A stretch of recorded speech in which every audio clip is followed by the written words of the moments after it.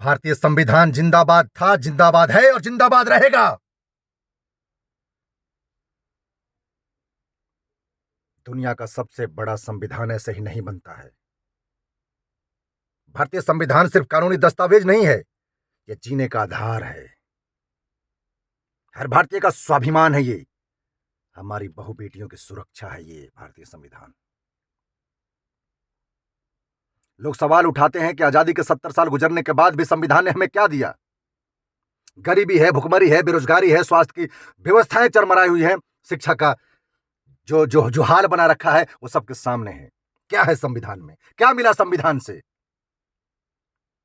इतना बड़ा संविधान है, इतने बड़े बड़े सवाल हैं।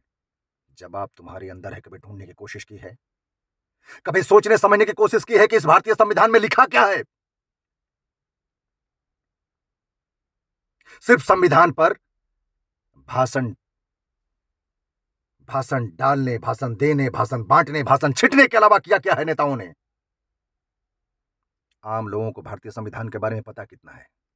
आम लोगों को भारतीय संविधान से जुड़ाव कितना है? आम लोगों को भारतीय संविधान से मतलब कितना है? यह सवाल किसी के जहन में नहीं आता है। यह सवाल कोई कभी नहीं पूछता है। पूछते हैं हम सब ये कि भारतीय संविधान को किसने बनाया, बनाया तो आखिर क्यों बनाया और किसके लिए बनाया और किसको क्या मिला? अनर्गल सवाल, अनर्गल बातें, सिर्फ भ्रम और भ्रांति। कभी पढ़ने की कोशिश की है कि भारतीय संविधान किसके लिए है और किसको क्या मिल सकता है इससे? यदि मिल सकता है तो लोगों को मिला क्यों नहीं? लोगों ने लिया क्यों नहीं? लोगों ने इसके लिए आवाज क्यों नहीं बुलंद की? सिर्फ इसलिए कि इतने बड़े संविधान को हमने जानने, समझने और पढ़ने की कभी कोशिश नहीं की। हमारे घरों में नाना प्रकार की किताबें होती हैं, हर प्रकार की किताबें होती हैं। कई किताबें तो ऐसी होती हैं जिन्हें हम सर पर उठा करके चलते हैं, लेकिन किसी भी भारतीय के घर में भारतीय संविधान होता भी है तो उसे पढ़ने की कोशिश नहीं होती है।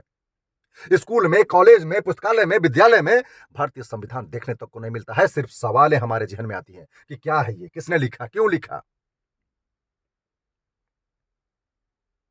आज जो स्थिति है, परिस्थिति है, जो मुश्किलें हैं, इन मुश्किलों का समाधान संविधान में है, लेकिन हम खामोश हैं। हम सोए हुए हैं गहरी नींद में। स्वास्थ्य की इतनी समस्याएं हैं, इतना मुश्किल है, कभी किसी ने सवाल पूछा है? Article 47 directive principles of the states policy सीधा सीधा कहता है कि यह राज्य की जिम्मेवारी है, आर्टिकल 47, कि वो जन स्वास्थ्य और न्यूट्रिशनल स्टेटस और लोगों के जिंदगी का जो स्टेटस है उसको बढ़ाने की जिम्मेवारी सिर्फ और सिर्फ राज्य सरकार की है। राज्य सरकारों को लेनी पड़ेगी। लेकिन हम सब कभी नहीं पूछते हैं क्यों है अस्पतालों का इतना बुरा हाल, क्यों है स्वास्थ्य व्यवस्थाओं की इस तरह की ये दिक्कतें। जन स्वास्थ्य कहां है, कहां है प्राथमिकताओं में हमारा स्वास्थ्य? कभी नहीं पूछते।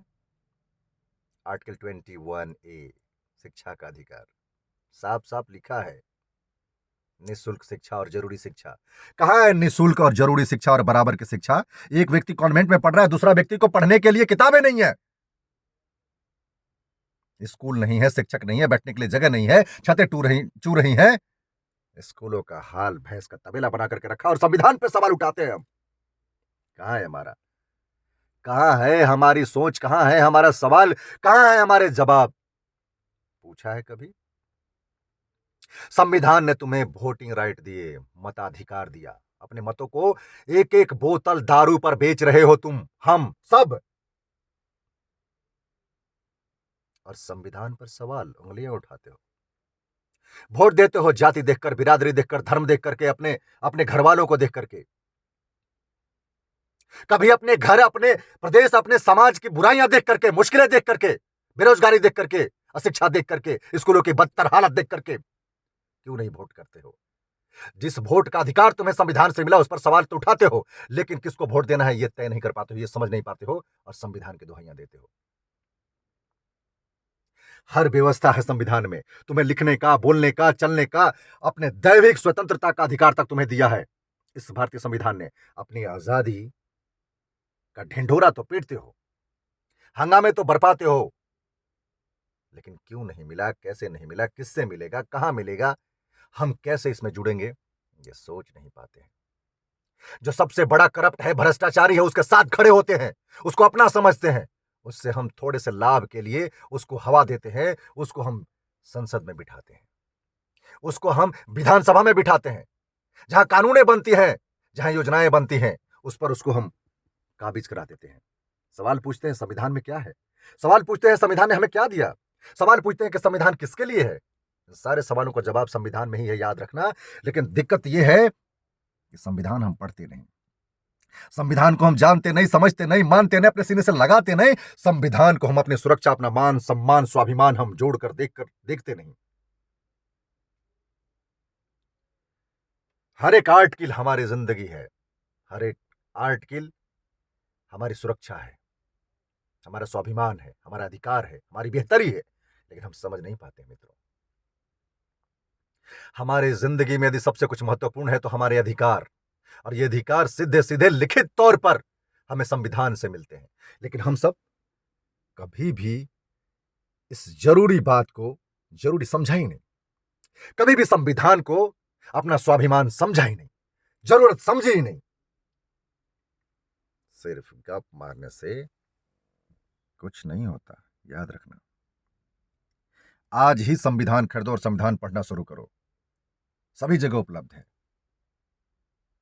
सभी घरों में, सभी बच्चों के पास, सभी विद्यालय में, सभी पुस्तकालय में, सभी उन जगहों पर जहां लोग इकट्ठा होते हैं, जहां पढ़ने की गुंजाइश है, जहां बात होने की गुंजाइश है, जहां संवाद होने की गुंजाइश है, जहां मुश्किलों पर चर्चा परिचर्चा होने की गुंजाइश है, वहां संविधान होना चाहिए। सिर्फ सवाल करने से बवाल होता है, और मंथन विचार करने से समस्याओं का समाधान होता है। मैं शुक्रगुजार हूं अंबेडकर चेतना परिषद का, जिन्होंने अपनी 16वीं राष्ट्रीय अधिवेशन में भारतीय संविधान, हमारा स्वाभिमान, हमारी समृद्धि, हमारा सुरक्षा जैसे विषय पर महान मंथन किया। महाराष्ट्र की धरती से प्रोफेसर सुषमा अंधारे जैसे महान वक्ताओं को बुला करके आम लोगों के बीच में आम भाषा में सरलता और सहजता के साथ लोगों को संविधान समझाने की कोशिश की। डॉक्टर विजय कुमार त्रिशरण का आभारी हूं मैं कि जिन्होंने बहुत साहस के साथ, बहुत मेहनत और लगन के साथ ऐसे तमाम लोगों को, सरविंद बौद्ध जी को जो जियो साइंटिस्ट हैं, डॉक्टर मुनि भारती को जो प्रोफेसर है दिल्ली यूनिवर्सिटी में, ऐसे तमाम विद्वान वक्ताओं को पकड़ के ला करके वहां पर ऐसा मंथन किया। हजारों की तादाद में लोग झारखंड की धरती पर डंडई में जुड़े, संविधान पर चर्चाएं हुई, संविधान की जरूरत लोगों को महसूस हुई, संविधान खतरे में है, संविधान पर हमारा ध्यान नहीं है, ऐसी जरूरी मुद्दों पर बातचीत हुई। इसके लिए मैं तमाम जुड़ने वाले लोगों का, मेहनत करने वाले लोगों का, आयोजन को सफल बनाने में लगे हुए लोगों का मैं आभार और अभिनंदन और शुक्रिया करता हूं। शशिकांत गोपाल जी, बलराम जी, संतोष अम्बेश जी, शुभम अंबेडकर जी, बसंत जी, और तमाम लोग, मुद्रिका बौद्ध जी, आप सबने साहस किया है, आप सबने क्रांतिकारी कदम उठाया है कि ऐसे विषयों को, संविधान जैसे गंभीर विषयों को, मुश्किल विषयों को, लोगों में जो भ्रम और भ्रांति का विषय बना हुआ, ऐसे विषय को लोगों तक आप पहुंचा रहे हैं। राष्ट्रीय स्तर के कार्यक्रमों के माध्यम से संविधान की चर्चाएं और परिचर्चाएं हो रही हैं। हम सवाल बहुत पूछते हैं।